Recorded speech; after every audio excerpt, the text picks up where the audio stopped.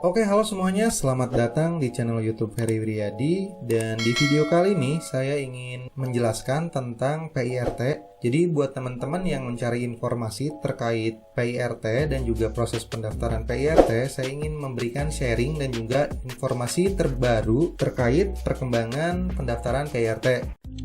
Video ini dipersembahkan oleh Banana Chips Mr. V, masternya keripik pisang, kerupuk seblak geledek, pedasnya bikin mata melek. Mr. Fumpia, snack kulit lumpia crispy yang bikin nagih. Cemilan hits, cemilan masa kini. Nah, jadi jika teman-teman mempunyai produk yang diolah di rumah, ada baiknya kalian mengurus juga aspek legalitasnya, yaitu berupa SPP IRT. Dan apa itu SPP IRT? SPP IRT merupakan kepanjangan dari Sertifikat Produksi Pangan Industri Rumah Tangga. Nah, SPP IRT ini diterbitkan oleh Bupati, Wali Kota melalui Dinas Kesehatan di unit pelayanan terpadu satu pintu di tiap daerah. Nah, kemudian persyaratan yang harus kita penuhi jika kita ingin membuat SPP IRT. Yang pertama yaitu memiliki sertifikat penyuluhan keamanan pangan. Nah, ini biasanya nanti akan diberikan oleh Dinas Kesehatan dalam proses pendaftaran SPP IRT. Nah, kemudian yang kedua yaitu hasil pemeriksaan sarana produksi pangan IRTP yang memenuhi syarat. Nah, ini nanti Dinas Kesehatan akan memeriksa juga industri rumah tangganya seperti apa, fasilitas produksinya seperti apa, dan juga dari puskesmas tempat juga akan memeriksa sanitasi lingkungannya. Nah, kemudian yang ketiga yaitu label pangan yang memenuhi ketentuan peraturan perundang-undangan. Nah, nanti juga kalian akan diberikan materi ini tentang label pangan dan juga perundang-undangan di penyuluhan keamanan pangan oleh Dinas Kesehatan. Nah, jadi itu adalah 3 syarat utama kalian jika ingin mendaftarkan produk kalian untuk mendapatkan SPP IRT. Nah, SPP IRT ini berlaku paling lama 5 tahun terhitung sejak penerbitan. Kemudian perpanjangan SPP IRT ini bisa dilakukan paling lambat 6 bulan setelah masa kadaluarsanya. Nah, kemudian jenis makanannya. Nah, ini ada beberapa jenis makanan yang tidak termasuk dan juga yang termasuk untuk memperoleh SPP IRT. Nah, yang pertama saya ingin membahas tentang jenis pangan yang tidak diizinkan untuk memperoleh SPP IRT. Yang pertama adalah pangan yang diproses dengan sterilisasi komersial atau pasteurisasi. Kemudian yang kedua yaitu pangan yang diproses dengan pembekuan atau food frozen. Nah, kemudian yang ketiga adalah pangan olahan asal hewan yang disimpan dingin atau beku. Nah, ini hampir sama seperti yang kedua, poin 2 yang tadi, food frozen. Nah, kemudian poin yang keempat yaitu pangan diet khusus dan pangan keperluan medis khusus. Jenis pangan yang diizinkan untuk memperoleh SPP IRT merupakan hasil produksi industri rumah tangga atau IRTP di wilayah Indonesia, bukan pangan impor. Nah, jadi kalian harus memproduksi sendiri di wilayah Indonesia. Nah, kalian bisa mendapatkan SPP IRT dengan syarat yang tadi sudah dijelaskan. Jenis pangan yang mengalami pengemasan kembali atau repacking, nah, terhadap produk pangan yang telah memiliki SPP IRT dalam ukuran besar. Nah, misal contoh, jika kalian ingin mengambil produk makanan di toko snack, kemudian kalian kemas ulang. Nah, walaupun di toko snack tersebut sudah ada SPP IRT-nya, nah, tapi jika kalian mengemas ulang, nah, kalian harus mendaftarkan lagi. Nah, kemudian bagaimana cara membuat SPP IRT?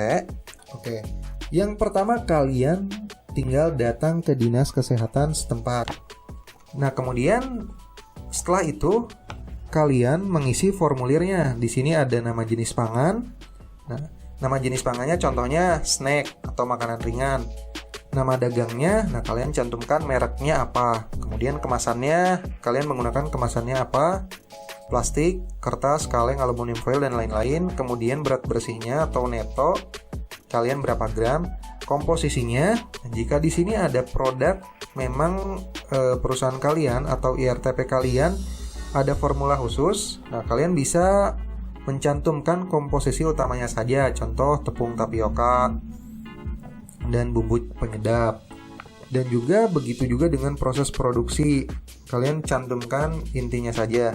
Nah, masa simpan atau kadaluarsa. Nah, kode produksi sebetulnya nanti kode produksi juga akan diberikan saat penyuluhan keamanan pangan. Kemudian ada alamat, terus nomor telepon, nama pemilik, nama penanggung jawab. Nah, kemudian formulir selanjutnya yaitu ada beberapa lampiran yang harus dipenuhi. Yang pertama, fotokopi KTP. Nah, kalian harus membuat fotokopi KTP dulu, kemudian surat pernyataan. Surat pernyataan di lembar berikutnya yang harus ditandatangani bermaterai. Kemarin saya menggunakan materai 10.000 ya. Kemudian desain label perusahaan sementara. Nah, ini desain label sementara karena nanti akan ada penyuluhan label sesuai dengan perundang-undangan. Kemudian yang ketiga yaitu keterangan sehat dari puskesmas setempat. Nah, kalian bisa datang dulu ke puskesmas setempat untuk meminta surat keterangan sehat. Pas foto berwarna, latar biru 4x6 sebanyak 5, kemudian yang terakhir itu rekomendasi dari sanitarian puskesmas tempat. Nah, jadi kalian bisa mendatangi puskesmas untuk meminta surat sanitarian. Nanti pihak puskesmas akan datang ke IRTP untuk mengecek apakah sudah sesuai dengan kriteria-kriteria sanitasi lingkungan. Oke, setelah mengisi formulir tersebut, nah kalian serahkan lagi ke dinas kesehatan dengan membawa sampel untuk nanti diuji laboratorium. Nah, kemudian setelah mengisi formulir tersebut dan juga memberikan sampel, kalian mengikuti penyuluhan keamanan pangan yang diadakan di dinas terkait. Nah, nanti di situ akan diberikan penjelasan mengenai perundang-undangan tentang label, tentang kode produksi, tentang keamanan pangan, BTP, bahan tambahan pengawet, dan berbagai macam halnya.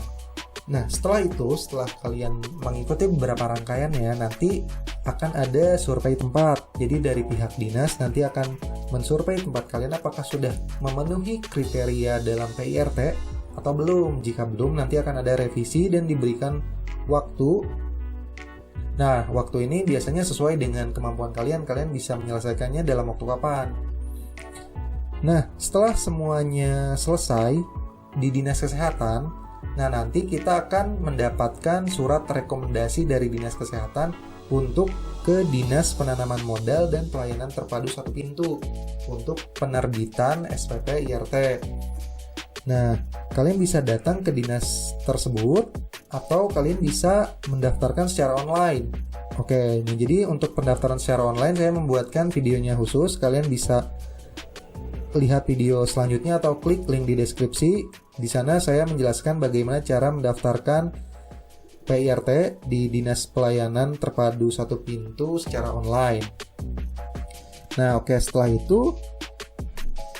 ditandatangani, setelah diterbitkan oleh Bupati dan Wali Kota setempat, sertifikasi produksi pangan industri rumah tangga sudah selesai.